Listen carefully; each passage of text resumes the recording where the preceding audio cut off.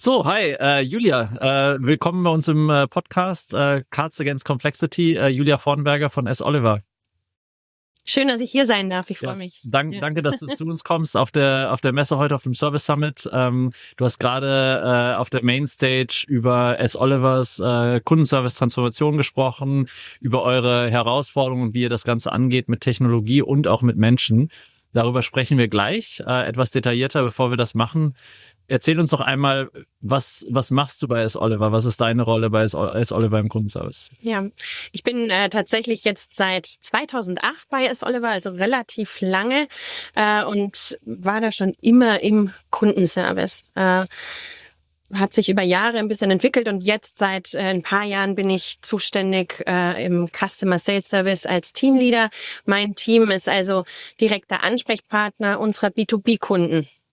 Vielleicht auch nochmal wichtig, also wir sind der Customer Service für unsere Handelspartner, für S. Oliver Stores, für kleine Boutique-Betreiber. Ja.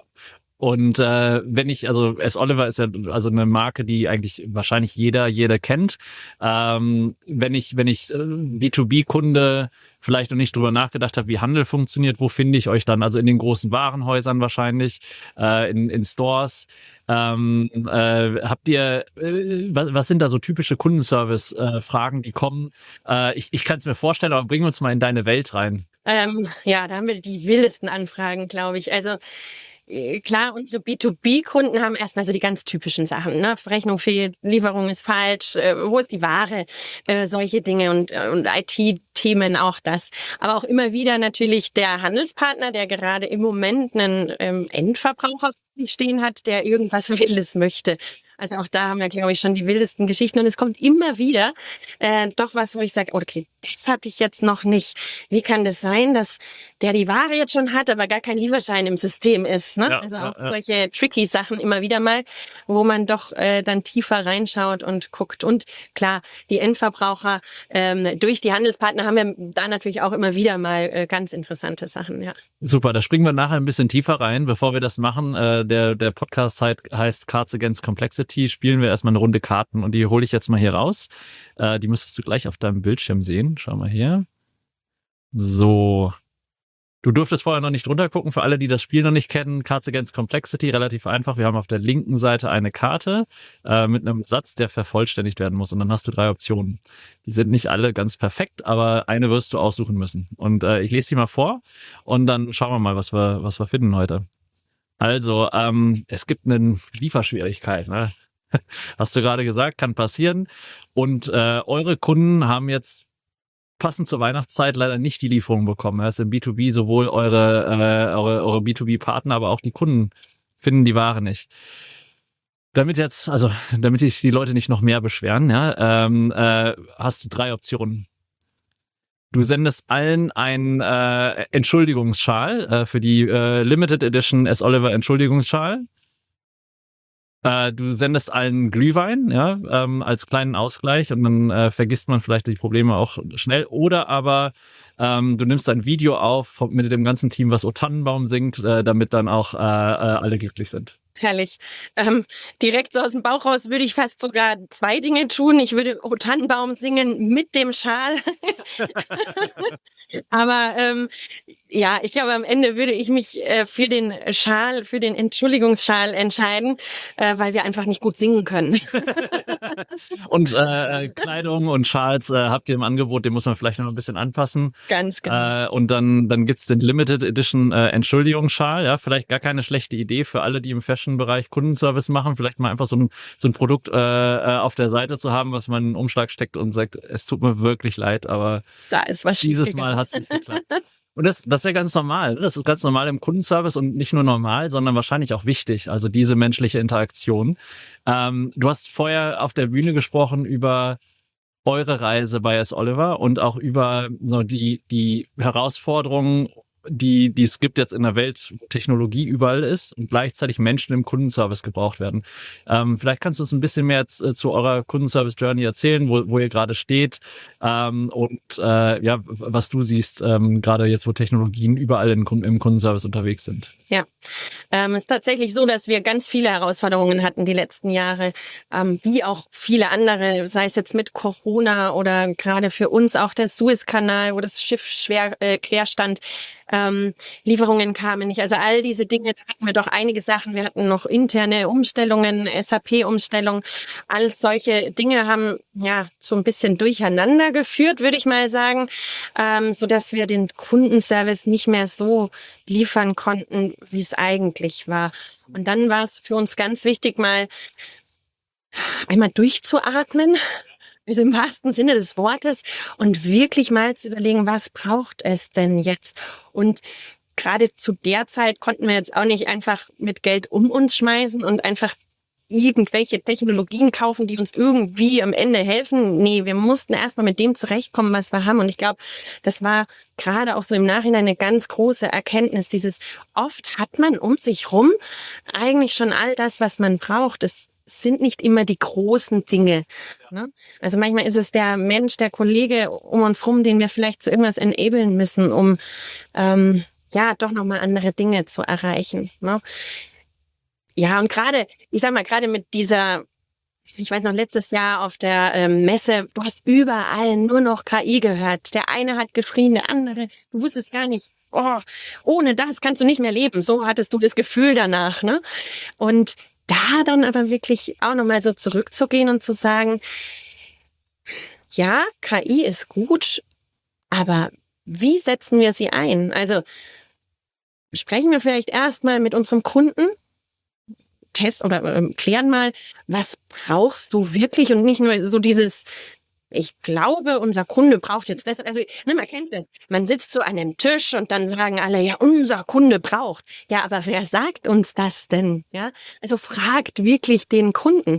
Fragt die Menschen, die da sind. Fragt die Mitarbeiter. Ja, was braucht es? Wie können wir welche Tools sinnvoll einsetzen? Und dann macht es auch Sinn am Ende. Natürlich braucht es auch Technologie, aber wie wir die einsetzen, da gibt es, glaube ich, schon mal so einen großen Unterschied. Nimmt man die Menschen mit? Ja, oder denkt man nur, wir machen es genau richtig und ja, setzen das so ein, ja, wie man denkt, dass es gut ist. Und jetzt habt ihr das anders gemacht, ja, bei euch. Und jetzt hören eine ganze Menge Kundenservice-Teamleiter im B2B, B2C, B2B2C zu und stehen gerade vor ähnlichen Herausforderungen. Was hat bei euch besonders gut funktioniert, oder wo würdest du sagen, da habt ihr am meisten von den Kunden selber und von eurem Team gelernt, was du vorschlagen würdest, was jeder auch in seinen Teams machen kann, wenn so eine Veränderung ansteht?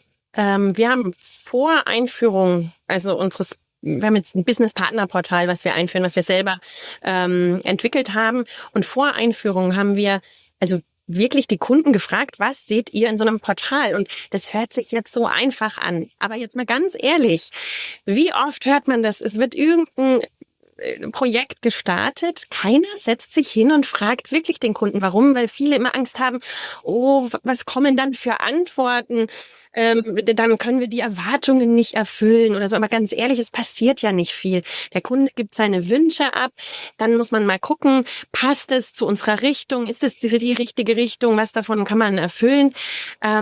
Und ja, alles wird man nicht erfüllen können, aber dann, worst case, spricht man mit dem Kunden und sagt, du, pass auf, das und das ist einfach nicht möglich, oder vielleicht erst im nächsten oder übernächsten Schritt.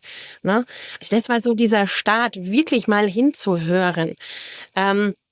Und dann, und das ist, glaube ich, nochmal das Besondere, haben wir tatsächlich unsere Handelspartner zu Test-Usern gemacht. Also ausgewählte Partner natürlich. Wir haben die wirklich angerufen, haben das vorgestellt, haben gesagt, so und so bauen wir das auf. Wir sind jetzt so weit, dass wir die wichtigsten Funktionen haben. Es fehlt noch ein bisschen und wir sind auch noch am entwickeln. Aber habt ihr Lust? Probiert doch euch einfach schon mal aus. Ja. Und wie war das Feedback? Mega. Also wirklich, es waren 90%, die gesagt haben, oder 100% fanden die Idee super gut. Ein paar haben gesagt, boah, im Moment, ich krieg's zeitlich nicht unter. Aber 90% sind echt in dem Portal mit drin, die testen, die probieren aus, geben uns ganz wertvolles Feedback, wir entwickeln nochmal und das wirklich nochmal 2 Monate, bevor wir das tatsächlich ausrollen. Ne? Genauso machen wir es auch mit den Mitarbeitern. Also auch da kennt man es ja. Die IT macht ein Projekt, denkt sich, wir wissen doch, was das, wir wissen genau, was unser Business will, ja, was die wollen. Ja, aber dieses Mitnehmen, dieses wirklich sich Zeit nehmen, und darum geht es, sich bewusst Zeit nehmen, sich hinzusetzen und den anderen zu fragen und aber auch zuzuhören. Mhm. Ja. Für die Kunden, ich kann mir das vorstellen, und gerade, das ist ja oft so die Frage, ich frage und dann sagt jemand, ja, ich wollte das. Ne? Man macht sich so viele Gedanken vorher, das ist super positives Feedback. Also wenn man jetzt zuhört, einfach mal die Kunden fragen und wenn dann das positive Feedback kommt, das ist klasse. Bei den Mitarbeitern und Mitarbeiterinnen ist es vielleicht nochmal eine andere Beziehung, weil die habe ich ja täglich. Wie habt ihr das da gemacht? Wie nehmt ihr da eure Mitarbeiter mit in solchen Veränderungen, wenn ihr was Neues einführt? Wir nehmen sie von Anfang an mit, tatsächlich. Also wir schauen, dass wir immer wieder über den aktuellen Stand sprechen. Wir machen so eine Art Schulterblicke. Wir zeigen, wo wir gerade dran sind. Wir haben aus den wichtigsten Teams auch wirklich die Leute mit im Projekt, dass die auch regelmäßig im Team dann ein bisschen mit erzählen können, was wir gerade machen, und haben da also wirklich sehr gute Erfahrungen. Auch dieses ganze Change Management, ne? Also wenn ein neues System kommt, ist es ja doch manchmal so, wird das was oder nicht? Aber wenn du wirklich dein Team von Anfang an mitnimmst und auch irgendwie so ein bisschen mitreißt, dann haben die auch Lust. Das ist total schön zu sehen. Ja. Ja, und das bedeutet aber Zeit. Also das merke ich. Das ist jetzt wieder ein anderes Projekt, was wir gerade machen im CRM-Bereich. Sind wir auch gerade dran. Man muss sich da hinsetzen und wirklich die Zeit investieren. Man ist ja selber so ganz tief drinnen in der Materie. Aber man muss ja dann wieder einen Schritt zurückgehen, um alle mitzunehmen. Ne? Nochmal so ein bisschen bei Null anfangen, alle abzuholen. Aber das macht Spaß, wenn man dann auch merkt, guck mal, die haben Lust, die freuen sich drauf, die stecken auch wieder Zeit rein, um uns Feedback zu geben. So macht für mich ein Projekt am Ende Sinn, ja. Und jetzt habe ich aus eurem Vortrag die Erinnerung aus den letzten paar Minuten. Ja, da hast du nochmal im Schnelldurchlauf, fand ich irgendwie ganz cool, so mit Musik die Gesichter der Mitarbeiterinnen und Mitarbeiter gezeigt, die dahinter stehen. Ich fand, das hat also wenn man es jetzt zuhört, ich kann es jetzt nicht live einspielen, aber das hat nochmal emotional alle so ein bisschen mitgenommen, wo man so ein bisschen drüber nachdenkt.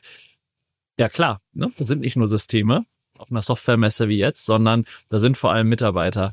Wie würdest du, also vielleicht als Ratschlag für andere, die Teams leiten wie eures, oder vielleicht auch für Mitarbeiter bei euch, wie würdest du, sagen wir, Input geben oder eine Richtung zeigen, wie auch andere so diese Mitarbeiterbindung in den Vordergrund stellen können? Weil ich glaube, das eine ist, ein Video zu zeigen. Das andere ist, das täglich zu leben. Was sind so deine Kniffe, Tricks oder Dinge, die du in deinem Team umsetzt, damit die Mitarbeiter auch vorne stehen? Eigentlich ist es ganz einfach, dadurch aber auch schon wieder wahrscheinlich ganz schwer. Kommunikation. Ganz ehrlich, es ist Kommunikation und aktiv sich die Zeit nehmen.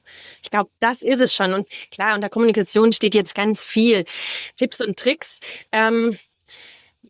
Man muss wirklich auf Augenhöhe auch mit seinem Team sprechen. Ich nehme mir zum Beispiel wirklich wöchentlich immer auch ganz aktiv Zeit für meine Mitarbeiter, wo wir auch solche Dinge mal besprechen. Das heißt, jeder Mitarbeiter hat bei mir eine halbe Stunde Slot, also pro Woche mache ich eine halbe Stunde, ne? Das heißt alle 12 Wochen. Und da setze ich mich mit dem Mitarbeiter hin und sage, wie geht's dir? So fange ich immer an. Wie geht es dir? Und dann sind wir wieder dabei beim aktiven Zuhören. Und da fängt sowas schon im Kleinen an. Ne? Das geht dann aber natürlich immer größer. Aber das sind so diese kleinen Dinge, wo es anfängt. Es braucht manchmal gar nicht viel als dieses Zuhören, Kommunizieren und es wollen. Ich glaube, man muss es wollen.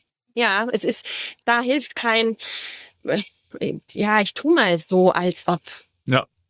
Das sind die Mitarbeiter und dann kommt die Technologie wieder rein. Jetzt läufst du über die Messe. Ne? Hier schreit jetzt jeder wieder KI. Gibt noch ein paar andere Dinge, die man irgendwie machen kann.